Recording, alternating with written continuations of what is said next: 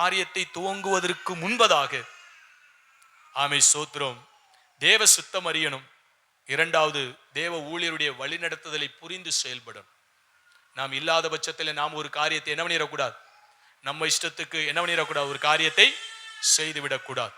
அதை சவுலுடைய வாழ்க்கையிலே நாம் பார்க்க முடியும். கடந்த நாட்களில் தேவ செய்தியாய் சவுலை குறித்து சிந்திக்க ஆண்டவர் இரக்கம் செய்தார். ஊழியர் கூட்டத்திலும் ஆவியானவர் தம்முடைய தாசனாகிய ஊழியக்காரரை கொண்டு அபிஷேகத்தை பெற்றுக்கொண்டவர்கள் ஆமை சோத்திரம் அதை இழக்க காரணம் என்ன அப்படின்னு சொல்லி, ஊழியத்திலே அபிஷேகத்தை இழக்க காரணம் என்ன, ஊழியத்திலே வல்லமையை இழக்க காரணம் என்ன அப்படிங்கிற ஒரு பகுதியை விளக்கும் போது சவுலுடைய காரியங்களை கொண்டு வந்தார்.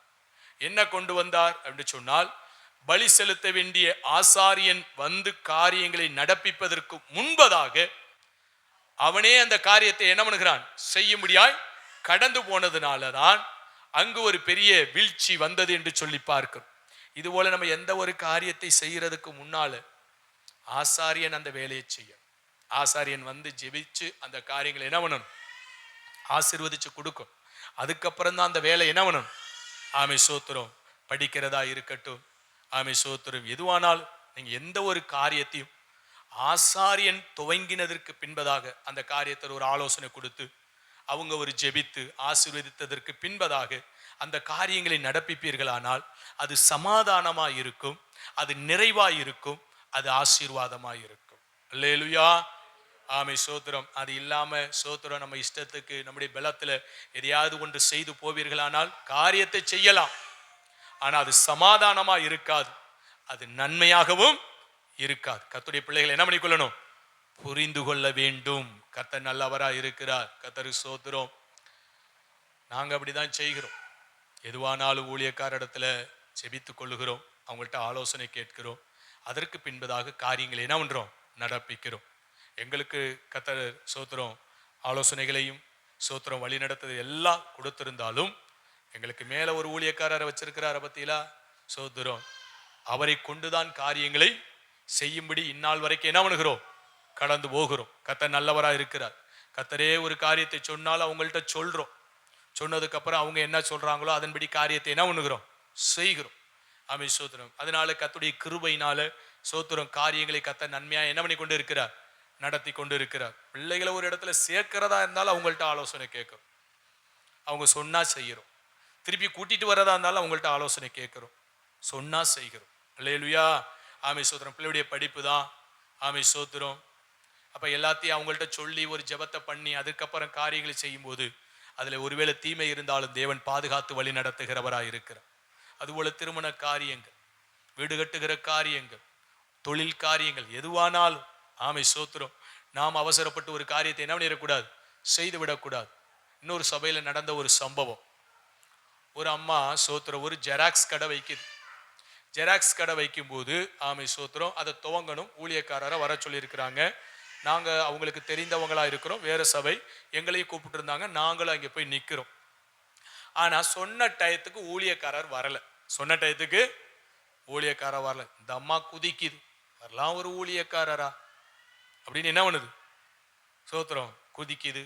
சோத்திரம் பல காரியங்களை பேசுது. சோத்திரம் எங்களுக்கு ரொம்ப சங்கடமா இருந்துச்சு, என்னடா அப்படியெல்லாம் பேசுது அப்படின்னு சொல்லி. கடைசியில் சோத்திரம் 10 மணிக்கு வர வேண்டியவர் 11 மணிக்கு வரார்.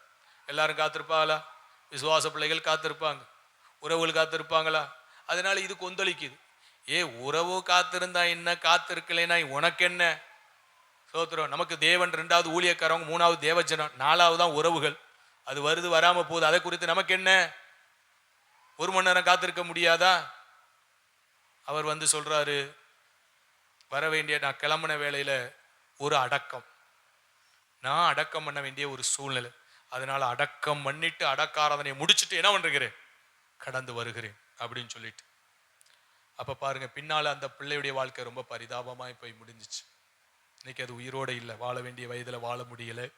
சோத்திரம் பலவீனத்தினால் தாக்கப்பட்டு மரித்து போனாள் என்று சொல்லி கேள்விப்பட்டோம். கர்த்தருக்கு ஸ்தோத்திரம்.